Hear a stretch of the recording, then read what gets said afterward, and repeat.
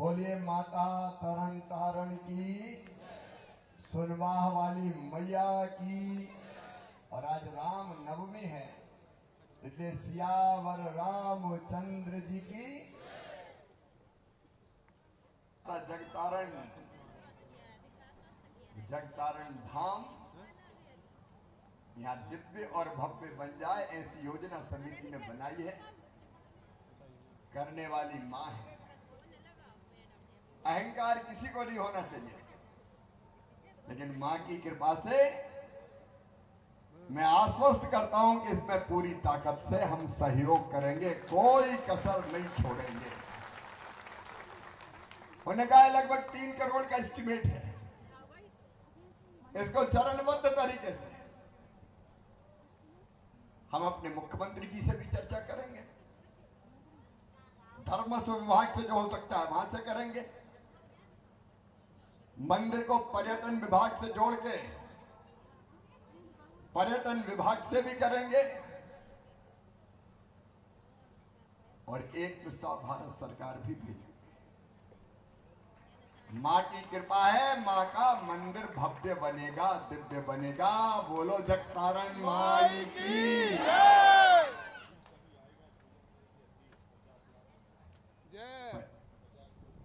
50 लाख तो हो ही गए। रामपाल जी और जोर लगाओ थोड़ा। सब होगा, चिंता मत करो। समिति के साथ बैठ के योजना बनाएंगे और मां की कृपा से ये सिद्ध स्थान अद्भुत बनेगा। बनाने वाली मां है। मां की इच्छा होगी तो होगा, और मां के भक्त इसमें कोई कसर नहीं छोड़ेंगे। मेरे साथ आज अधिकारी भी है, जिले के कलेक्टर भी है, इरिगेशन विभाग के अधिकारी भी है।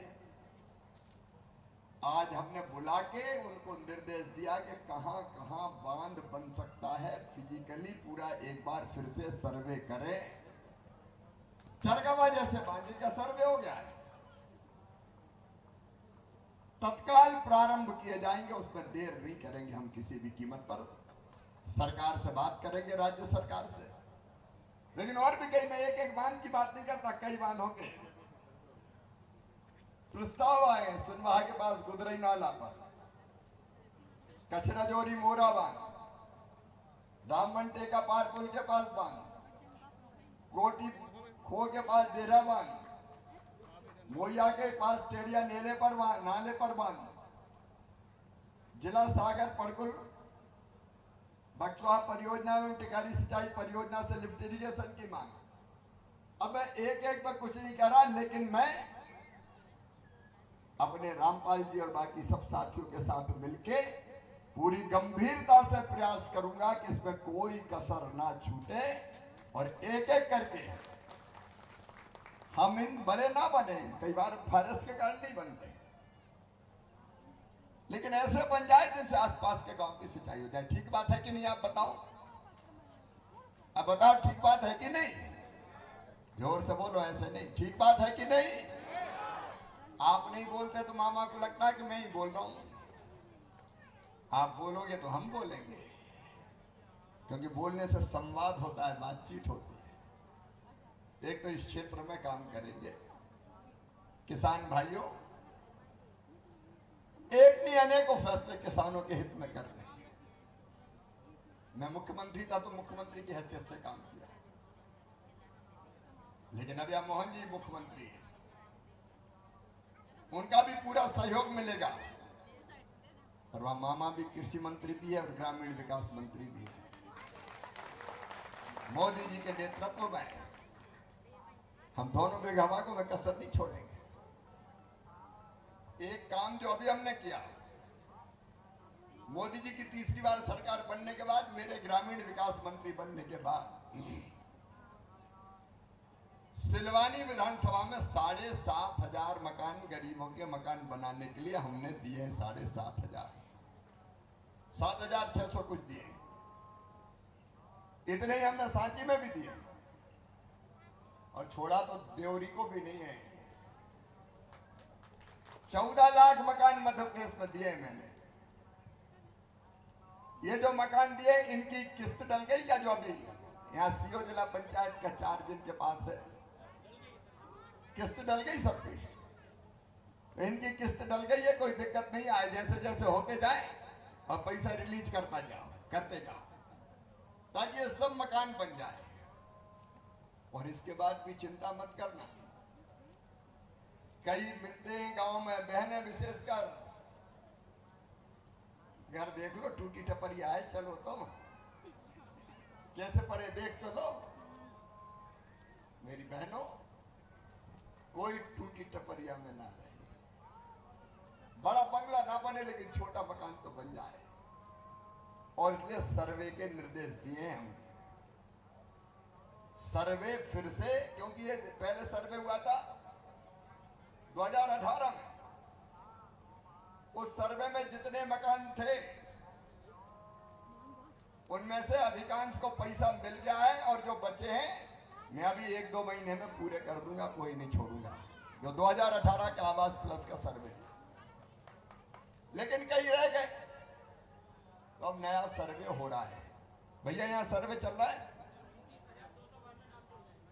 यहाँ 29,000 सिलवानी विधानसभा, 29,000 नाम और जुड़े हैं। और एक बात सुनो, पहले तो ये कह देते थे जब मकान बनाने का नंबर आता था कि जिनके पास मोटरसाइकिल स्कूटर है उनको मकान स्वीकृत नहीं करेंगे। अब बताओ भैया, मोटरसाइकिल स्कूटर के बिना कोई बचा है क्या? जोर से बोलो ना, सभी के पास तो मकान मिलना चाहिए कि नहीं? तो नया परिवर्तन कर दिया है, जिनके पास स्कूटर मोटरसाइकिल है उनको भी मकान दिया जाएगा। दूसरा मेरी बहनों, एक नियम और लगा कि जिनकी आमदनी 10,000 से ज्यादा उनको मकान नहीं मिलेगा। अब एक तरफ तो हम लखपति दीदी बना रहे हैं, समूह की बहनें बैठी, क्या आजीविका मिशन वाली बैठी हो तो हाथ उठाओ जरा। समूह की बहनें, स्व सहायता समूह में जो काम करती, समूह वाली में। अब एक तरफ हमने अभियान चलाया लखपति दीदी बनाना कि नहीं, और दूसरी तरफ कह रहे फिर मकान नहीं मिलेगा। तब तय कर दिया कि 15,000 रुपया महीना भी आमदनी होगी तो मकान दिया जाएगा, चिंता मत कर। और तीसरी बात महत्वपूर्ण, 2.5 एकड़ सिंचित जमीन और 5 एकड़ तक असिंचित जमीन जिन किसानों के पास होगी उनको भी मकान बनाने के लिए पैसा दिया जाएगा। अगर मकान नहीं है तो होना चाहिए कि नहीं? धीरे धीरे नहीं, जोर से बोलो, होना चाहिए। तो इन नए जो गाइडलाइन आई है उनके अनुसार सर्वे हो रहा है, तो ये मकान भी बनेंगे। क्या चाहिए जिंदगी जीने के लिए?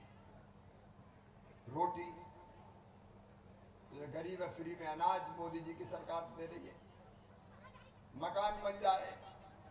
ये पूरा इलाका पीने के पानी की समस्या से भी बहुत वर्षों से परेशान रहा है। कई गांव वीरपुर जैसे ऐसे थे, जब पिछली बार सांसद थे तब कहा था कि वहां तो गांव वाले बेटी, मतलब वीरपुर का नाम नहीं दे रहा, नहीं वीरपुर वाले बुरे मानते, लेकिन कई गांव ऐसे थे जहां कहते थे पानी तो है नहीं, कितनी दूर भरेगी अगर बेटी बजाएगी। लेकिन अब जल जीवन मिशन के माध्यम से पानी की व्यवस्था घर नल लगा के करने की कोशिश कर रहे हैं। मकान बन जाए, जरूरत की चीजें पूरी हो जाए। एक काम और जो मैं आपको बताना चाहता हूं, बताओ मेरे बहनों और भाइयों, किसी को गरीब रहना चाहिए क्या? इधर भी जोर से बोलो, रहना चाहिए क्या? गरीब क्यों रहना चाहिए? कब तक आंसू बहाएं? कितने दिन हो गया देश को आजादी में? प्रधानमंत्री जी के नेतृत्व में 25 करोड़ लोग गरीबी रेखा के ऊपर उठे हैं। और अब मैंने प्रधानमंत्री जी के नेतृत्व में यह तय किया है, ग्रामीण विकास मंत्री की हैसियत से हम गरीबी मुक्त गांव बनाएंगे। मतलब गांव में कोई गरीब ना रहे, गरीबी ना रहे। और ये कैसे होगा? ये मैं मजाक नहीं कर रहा। स्व सहायता समूह या बने हैं 10,000 के। हम एक तो आजीविका मिशन के माध्यम से काम करेंगे। मैं बहनों से अपील करता हूं सब आजीविका मिशन में जुड़ जाना, समूह में। भाई जोड़ो तेजी से समूह में।